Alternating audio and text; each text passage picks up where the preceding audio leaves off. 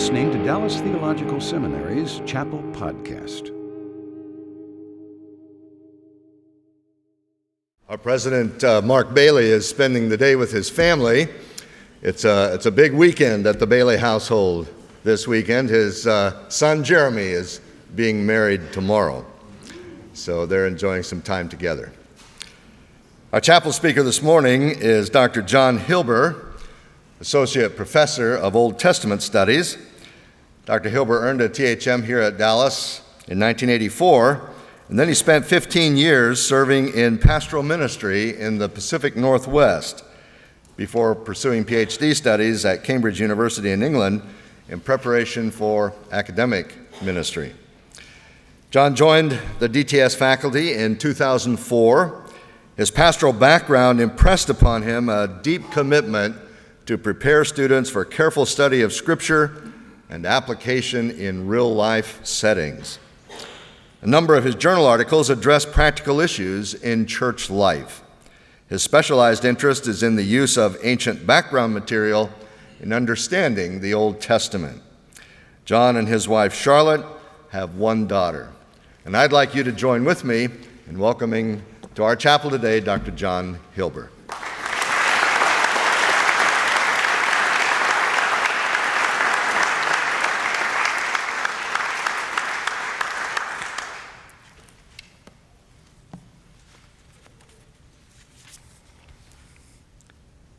The clock is not working these days, and you want to make sure I have my watch on the podium, or you might miss lunch. These are standing stones, sacred pillars that ancient peoples from Egypt all the way to Mesopotamia would use as objects to focus their worship on their gods. They thought of their god as indwelling or inhabiting one of these stones, and they would bring offerings and focus their worship through one of these standing stones or sacred pillars at times of worship. Frequently, they would be lined up along a road close to the city gate where they would enter in, perhaps on business journeys, and they would stop along the way and they would choose their deity to stand before, give an offering, give thanks perhaps for safe travel, perhaps pray for successful business dealings as they head on in to the city. Well, these stones we tend to laugh at and mock in our modern day, but we have pillars of our own that we line up in our own ways, in our own temples of sorts. And here's yours truly working out at Vet Laundry, and I'm doing what they would say in ancient Mesopotamia, taking the hand of Marduk in my exercising of my idolatrous practices. Well, they had other objects as well, altars and stands of various sorts, and we have the same thing over at the Landry Center that we can choose from for our purposes. In our theological sophistication, we look down our nose at the ancient idolater worshiping their stone objects. But the subtleties of idolatry might be revealed to us if we think about the man sitting before the machine. Who, as a 12-year-old, was the second smallest person in his 7th grade class of 300. Now, that's a difficult position to be in. It could have been worse because poor Kirk, I won't give his last name, but poor Kirk was smaller than me. We called him the hamster. He was the smallest guy in the 7th grade class. I was the second smallest. But it's out of such experiences that idols emerge. We have a better term for them in modern parlance. We call them compensations, things that we develop in life that make up for our deficiencies and our weaknesses, as we heard preached so eloquently yesterday by Dr. Kuravilla. We have our weaknesses, and we develop our compensating strategies for dealing with them. Now, there's nothing wrong with fitness, and in fact, if you go over to Landry, you'll see me faithfully, religiously over there working out every week to maintain fitness. But the subtlety comes in with the motivation, because it is not difficult for me to catch myself with old patterns of thought, of compensation, as I'm sitting before the machine. You can go over to Landry and you can see me exercising, but what you don't see is the war going on inside my heart at the times when an old idol rears its head. Fitness is good, but with the wrong motives, it surfaces and becomes idolatry. Well, the ancient idolater just wanted basic things. They wanted to eat every day. They wanted food. And they wanted to know that their god or goddess was smiling upon them. And they wanted to know that they were loved and that the fruit of their love, their children, would grow up and be prosperous. Let's see. Eating, praying, loving. Eat, pray, love. That sounds like the title for a good movie in modern days. We chuckle because our gods nowadays are no different than the gods of the ancients. They wanted the same things that we want. We just have more sophisticated ways of thinking about going about and attaining to those things. The ancients' gods were made of wood or gold, sometimes bronze, as our little Baal figure here. Our modern gods are made of plastic. And you dare not leave home without your God, because you'll be in trouble. What are some of your gods? Is it body image? Is it credentials? Could it be intellectual prowess? Let's get closer to home. Could it be your children that you live and find life through? In a very nuanced and carefully thought through book by a professor at Westminster, Greg Beale, called We Become What We Worship, he makes the observation that if we think deeply enough about how we are tempted to shape our world around ourselves. Now, I didn't say shape our world that's around us. I said the way we shape our world around ourselves, there we find our idols. Well, it's not good enough just to denounce idols, because if you denounce one idol, another one will rear its ugly little head in the blink of an eye. What we need is the proper focus to turn our attentions. And the psalmists give us, in a number of psalms, the right focus for our attentions as we turn away from idols. This morning, I'd like us to consider Psalm 96. And if you have your Bible, please turn with me there. Psalm 96 breaks into two parts, two movements, if you will. Each one is marked with a series of commands. The first movement is sing, sing, sing in verses 1 and 2. And the second movement, ascribe, ascribe, ascribe in verses 7 and 8 for the second half of the psalm. And in the fashion and manner of classic psalms of praise, a movement has two parts. There's a call to worship, and then there's a cause for worship. And each of these movements that we're going to look at will have a call and then a cause for worship. What we're called to do, and then why we should do it. Let's look at the first movement of our psalm, and in fact, the section of call to praise in the first 3 verses. Oh, sing to the Lord a new song. Sing to the Lord, all the earth. Sing to the Lord, bless his name. Tell of his salvation from day to day and declare his glory among the nations, his marvelous works among all peoples. The parallelism of this song builds, sing, sing, sing, and then in the crescendo, tell or declare. We're invoked to sing the praises of God, and then we're told how to do it. And the psalmist says we do it by declaring, by telling his salvation. The word tell is just an easy one to overlook. But it's the same word that's used, for example, over in Isaiah 52:7. How beautiful are the feet upon the mountains of him who brings news of salvation. The word that's translated tell is the word that comes through the Greek Old Testament and on into the New Testament as our word for evangelize or to proclaim the gospel. You can bring news either negatively or positively, but in the context of the Psalms, in the context of Isaiah, and obviously in the context of the Gospels, the news is very good indeed. And in fact, if we were to turn to Isaiah, I think you are familiar enough with the context there.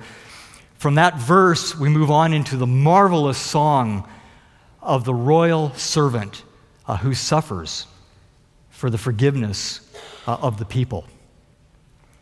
It's glorious good news indeed that is brought. Now, for Old Testament Israel, the news that they proclaimed was the fact that the creator of the universe redeemed them, brought them out of slavery, entered into covenant, into relationship with them, and that it was their task, in turn, to call the other nations into relationship as well.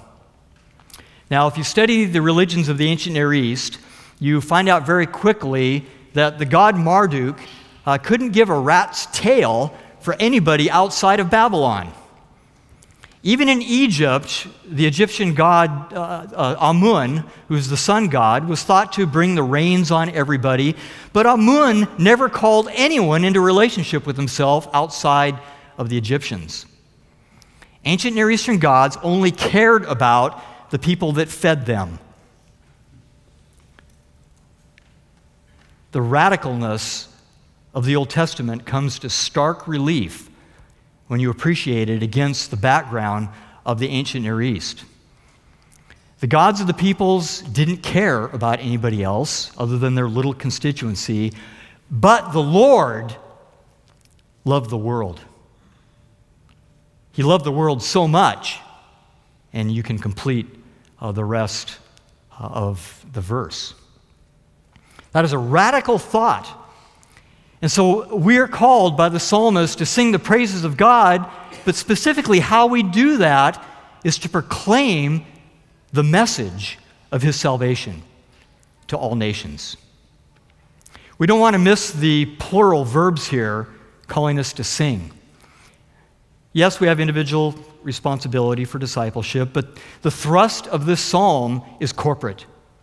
It's calling the congregation to sing the praises of God's salvation.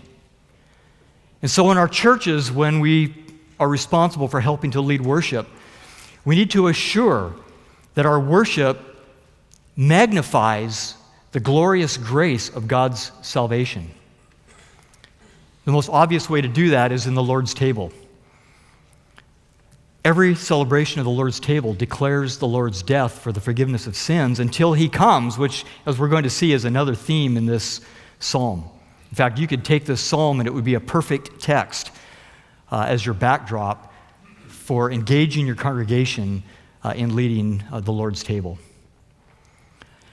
I used to have the thought that the discipline I teach, which is Hebrew exegesis, was really the servant of the theology department, because exegesis serves the purpose of knowing God. And that's what theology is really all about. But the psalmist has corrected me, no offense to my theology colleagues here. All of the departments of this institution serve the Department of World Missions. Everything that we do here is to move in the direction of proclaiming the praises of God's salvation through his Son to the nations.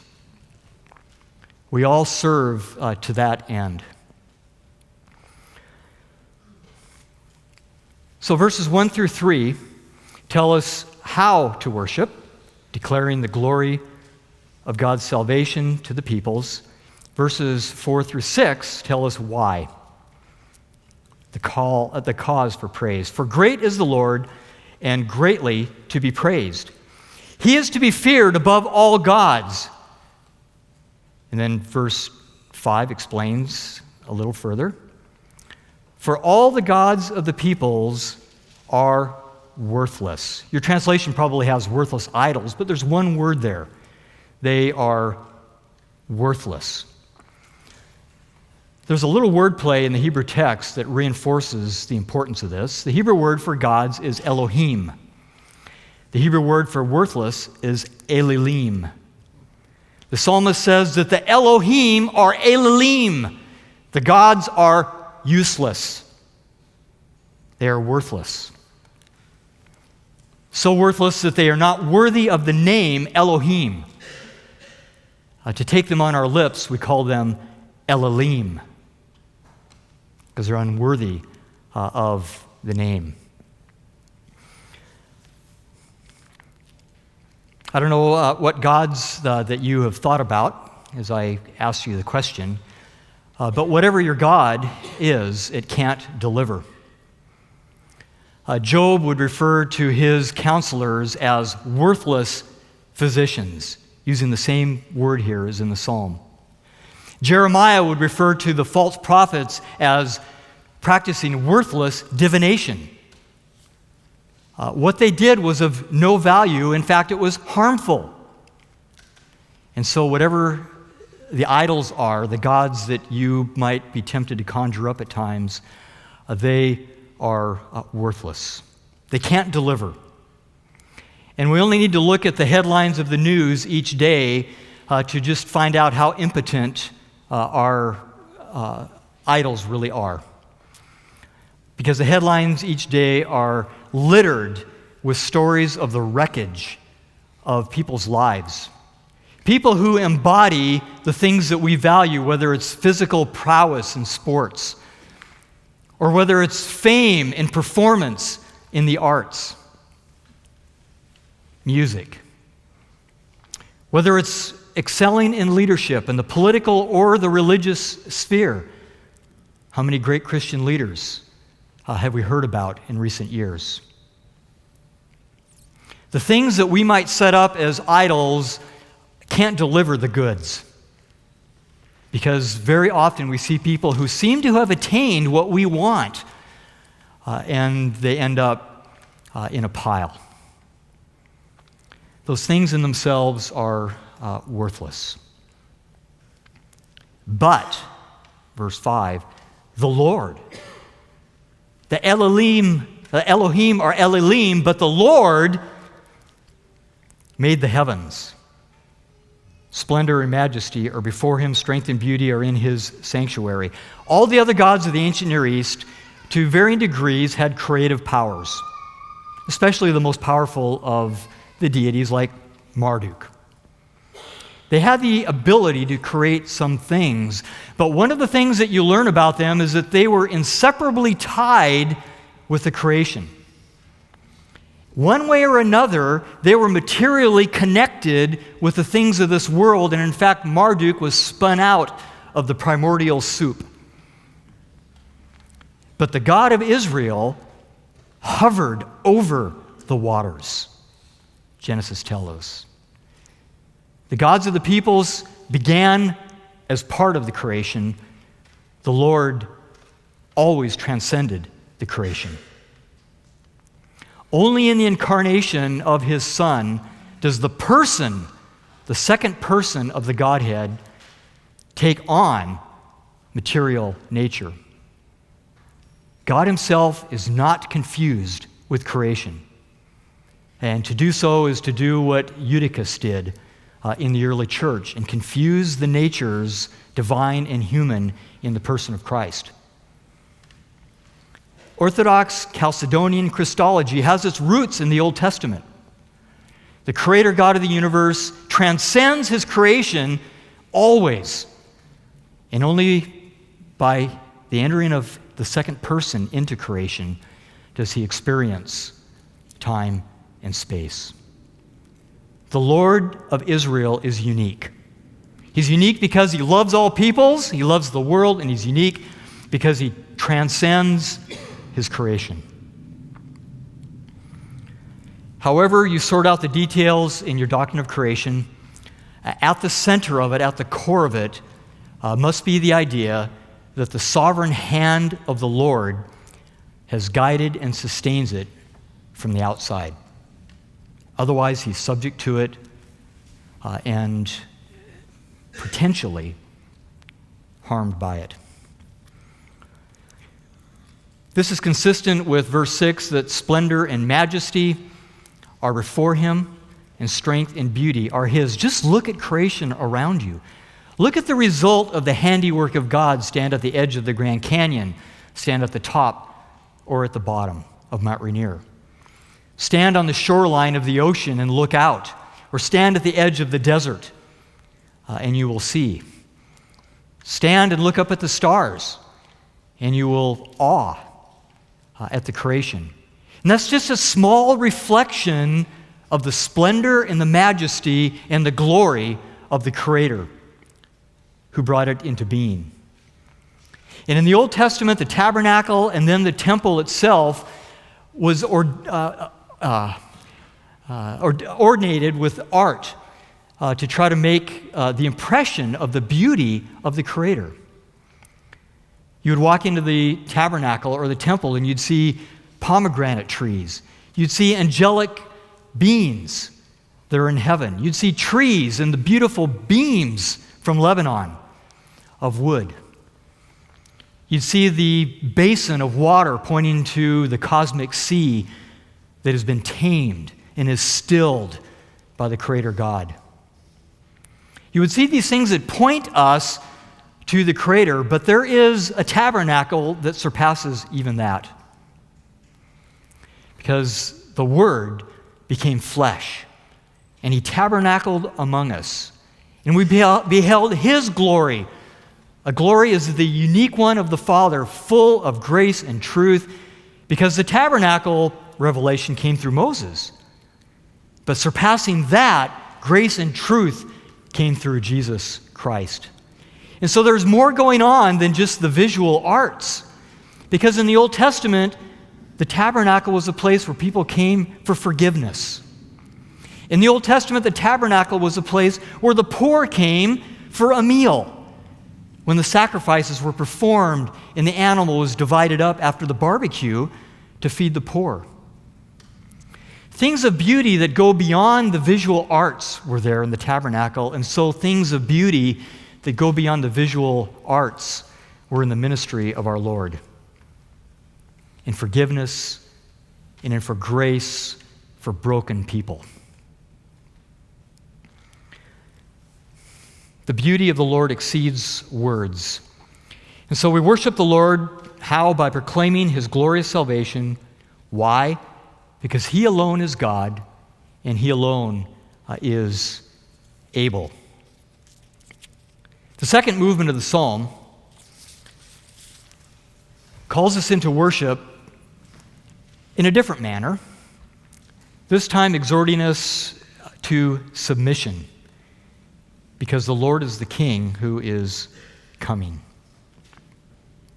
If verses 1 through 3 invoked worship to be accompanied by proclamation, verses 7 through 9 call for worship accompanied by humble submission. Ascribe to the Lord, O families of the peoples. Ascribe to the Lord glory and strength.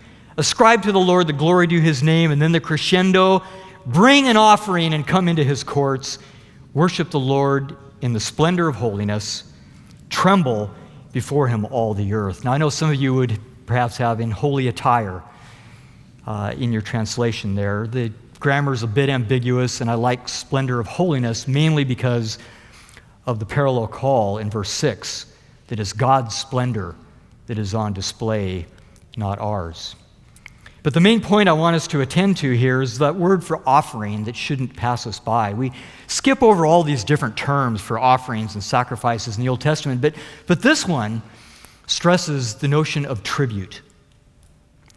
In fact, the same word is used in a passage in Kings. You don't need to turn there. I'll just read the verse. 2 Kings 17:4. The nation of Syria is on the march. It's gobbling up the northern kingdom in pieces. But the king of Assyria found treachery in Hoshea, for he had sent messengers to So, king of Egypt, and offered no tribute to the king of Assyria as he had done year by year. That word tribute there is our same word in Psalm 96 for offering. It's what you pay to the great king in homage, in allegiance, in covenant fidelity to the king. When Hoshea withdrew his tribute, it was an act of treason. It was treachery. And the response was a swift military campaign by the king to deal with him. Yahweh's the great king. He demands our allegiance and he tolerates no rivals. When we raise up an idol, whatever it might be, we commit an act of treason. We commit treachery. Now, the word sin is almost overused. We don't mind confessing that we sin. We do it all the time. And sin is such a common word that it rolls off of our tongues that we'll own. Oh, yeah, we're all sinners, right?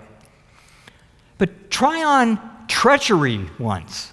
Try on treason as a word to describe what we do when we elevate an idol in our lives. And it takes on a little different motivating flavor, I hope, as we think about it. So verses 7 through 9 call us to submissive worship, that the Lord is the Creator King. What are the implications in verse 10? Say among the nations that the Lord reigns. He is the great King. Yes, the world is established. It shall never be moved. If He's the Creator, He can hold the world in place.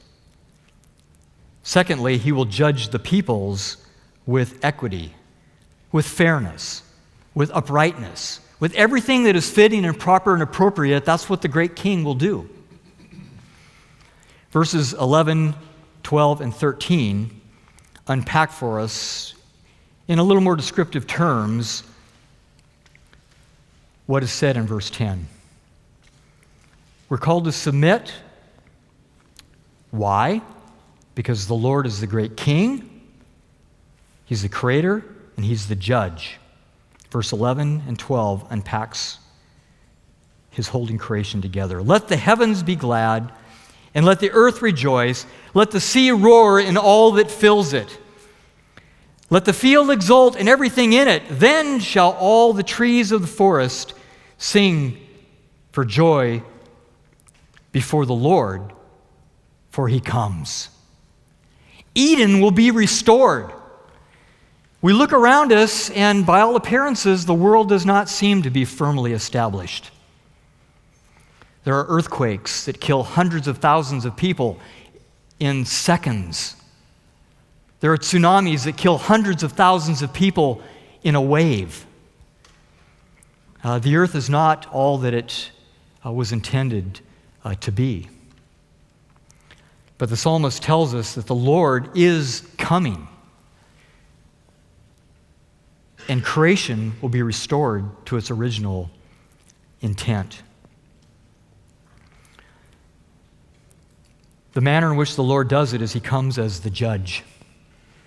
Now, it's not a popular idea these days to have the image of God as a judge, but if He's not a warrior who can come and flex his muscle, bring his scepter down, and exercise His rule, then He is not a God who can save and to deliver. The only way God can set things to rights is with His powerful hand. And so He comes not only to restore, but He comes to judge the earth, and He will judge the world with righteousness, and the people in His faithfulness is out of His nature and character that He does this. There are two prongs to judgment. There's joy, and there is terror. Now, last week, Dr. Allman mentioned the fact that the Psalms are related to one another. They complement and supplement one another. And if you were to go on to read Psalm 97, you would find expanded the theme of the terrors as well as the joys of judgment. But Psalm 96 is content to focus in on the joys of the Lord's coming, with the imagery of the creation itself raising its voice in praise to Him as He has restored all. Any notion that the just rule of God is the enemy of joy is demolished by these verses. The rule of God brings joy into our lives because we know what the consequences of that joy will be. One of my favorite commentators is Derek Kidner, in my opinion, one of the master Old Testament scholars of the 20th century. Anything that he writes, you buy sight unseen. It's worth its weight in gold. And he writes about these verses that where God rules, His humblest creatures can be themselves. The trees can sing, the fields exult, the mountains will rejoice. Where God is, there is singing, he says. At the creation, the morning stars sang together. At His coming, the earth will at last join in again. Meanwhile, the Psalter itself shows what effect His presence has on those who, even through a glass darkly, already see His face. The anticipation of the coming of the Lord brings us joy when we anticipate what that means for the restoration of creation in our lives. Finally, we won't need idols because the Lord will restore and do for us what we most desperately need. We worship the Creator God. How? First, by proclaiming His glorious salvation. And second, by submitting to His joyous rule. For He is coming to set the world right. And it's this hope that inspires us to turn from our idols and to sing to the Lord a new song.